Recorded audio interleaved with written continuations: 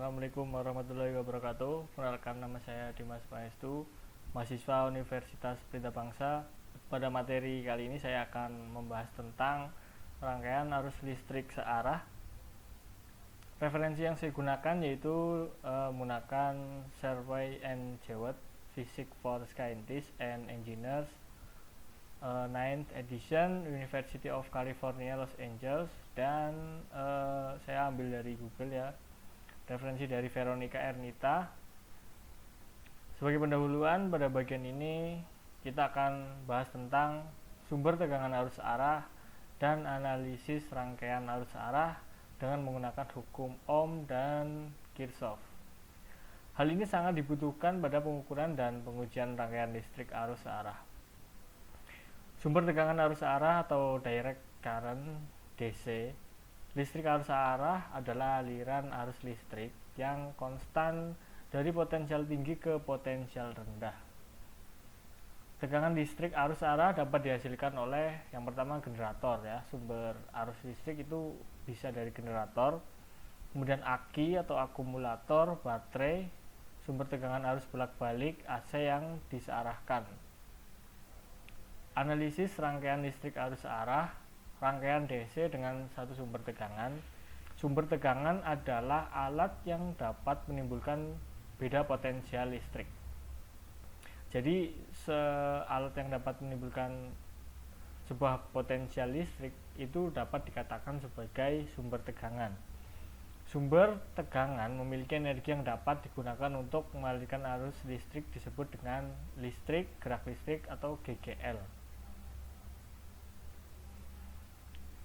Yang pertama kita bahas hukum Kirchhoff 1 yang berbunyi suatu jumlah total kuat arus listrik yang menuju atau masuk melalui suatu titik percabangan dalam suatu rangkaian listrik memiliki besar yang sama dengan jumlah total kuat arus listrik yang keluar dari titik percabangan tersebut.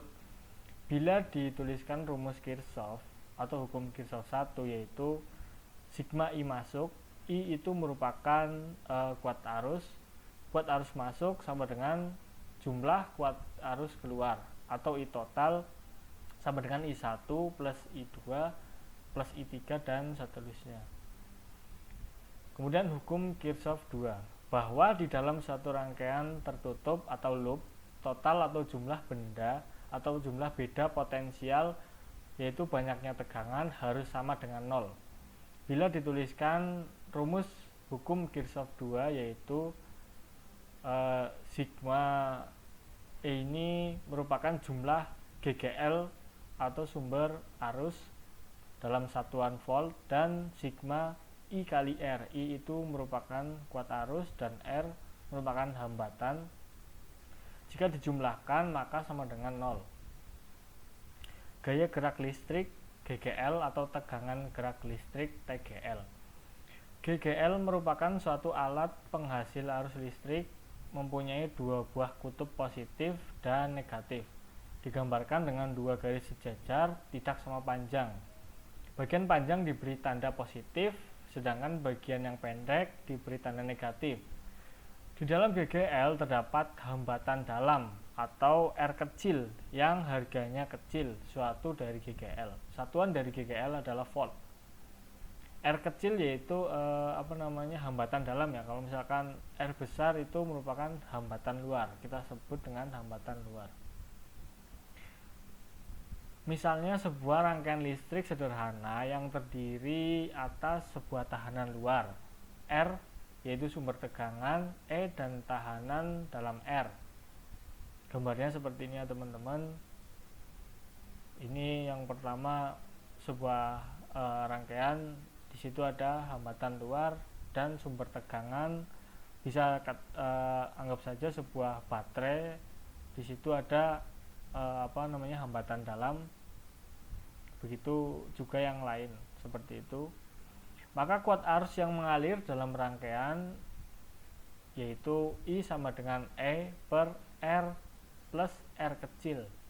Jadi kuat arus sama dengan E yaitu sumber arus dibagi dengan tahanan luar dijumlah tahanan dalam, di mana V yaitu tegangan sama dengan I kali R atau kuat arus dikali dengan sebuah hambatan atau resistansi.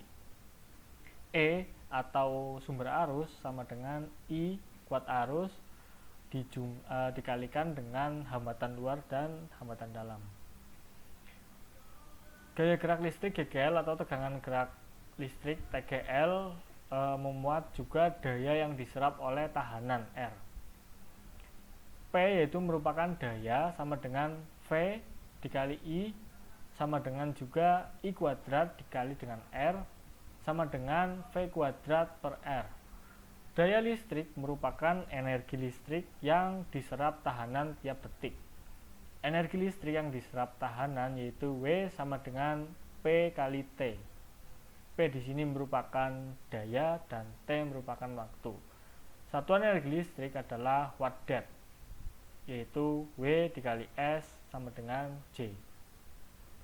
Gaya gerak listrik GGL atau tegangan gerak listrik TGL di sini juga berlaku untuk beberapa elemen yang dipasang secara seri. Berlaku E total sama dengan E1 ditambah E2 ditambah EN dan seterusnya.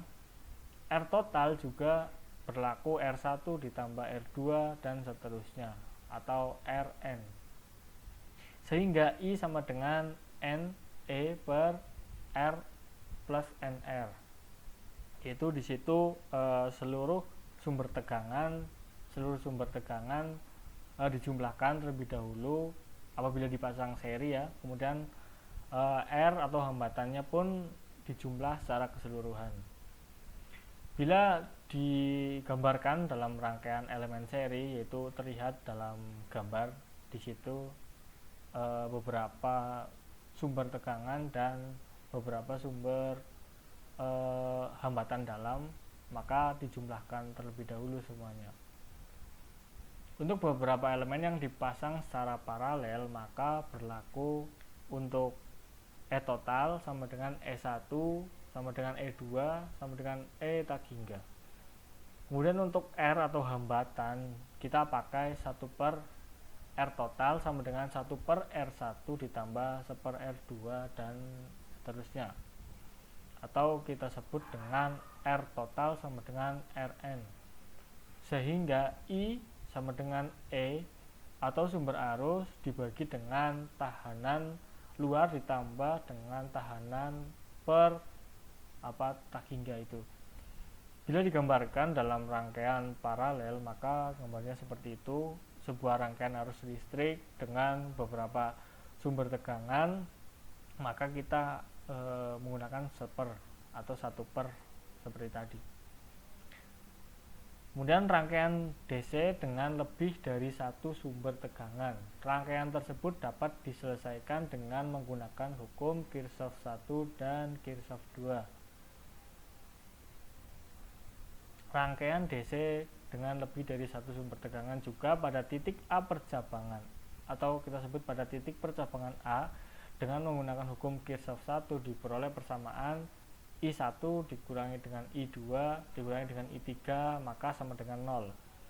Pada loop 1 dan loop 2 dengan menggunakan hukum Kirchhoff 2 diperoleh I1 dikali dengan R1 ditambah dengan I3 dikali R3 dikurangi dengan V1 sama dengan 0, atau I1 dikali R1 ditambah I3 dikali R3 maka sama dengan V1. Kemudian untuk I2 dikali R2 dikurangi I3 dikali dengan R3 ditambah dengan V1 sama dengan 0, atau I2 dikali R2 dikurangi I3 dikali R3 maka sama dengan min V2. Dari persamaan A, B, dan C di atas dapat dibuat persamaan dalam bentuk matriks.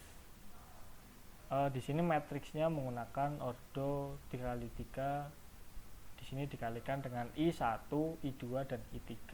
Maka sama dengan 0, V1, kemudian min V2. Kemudian bila kita gambarkan maka gambarnya seperti ini.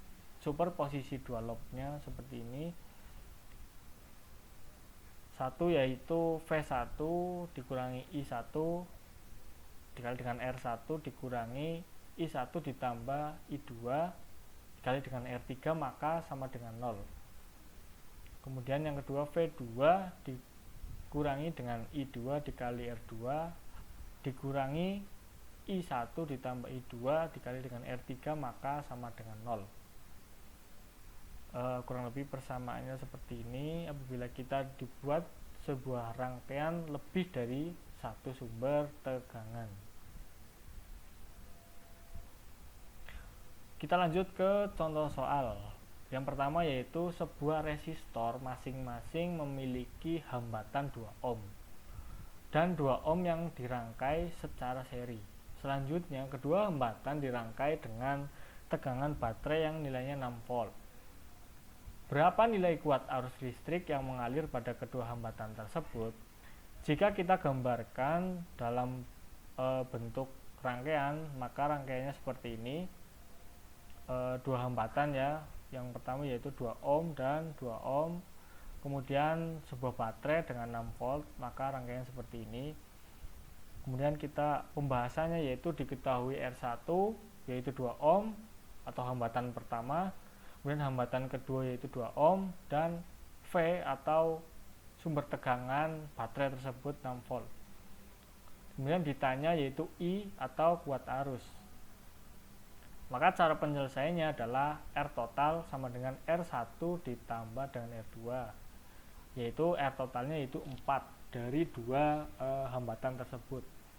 Kemudian I sama dengan V per R, di mana I sama dengan 6/4. 6 yaitu sumber arus yaitu 6 volt dan total hambatan yaitu 4.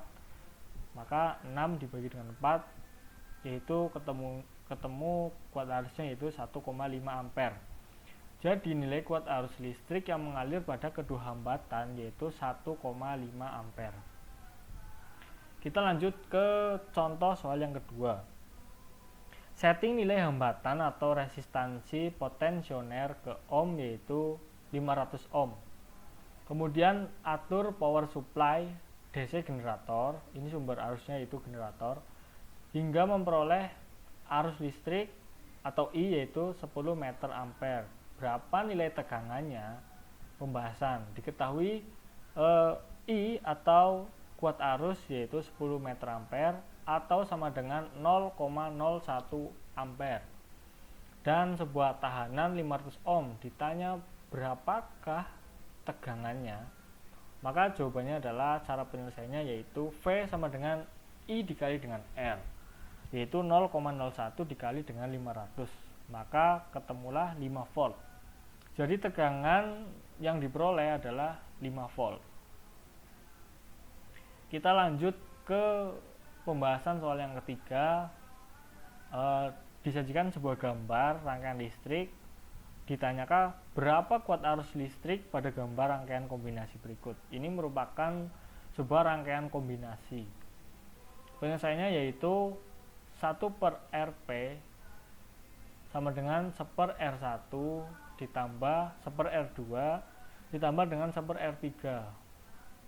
Maka 1/Rp ini R total ya. Kita mencari R totalnya. Maka 1/6 masing-masing dari R1, R2 dan R3 yaitu 3/6. Maka 1/Rp sama dengan 3/6 dan Rp atau R total yaitu sama dengan 2 ohm. Kemudian kita jumlahkan dengan rangkaian seri untuk mencari jumlah total hambatannya.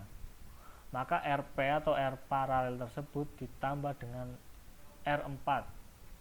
Kita lihat R4, kenapa kita tidak jumlahkan dengan seper? Karena R4 di sini merupakan rangkaian seri, sedangkan R1, R2 dan R3 merupakan rangkaian paralel. Maka kita selesaikan dengan rumus paralel, yaitu kita menggunakan rumus seper. Maka R total yaitu sama dengan 2 ditambah dengan 3 yaitu 5 ohm.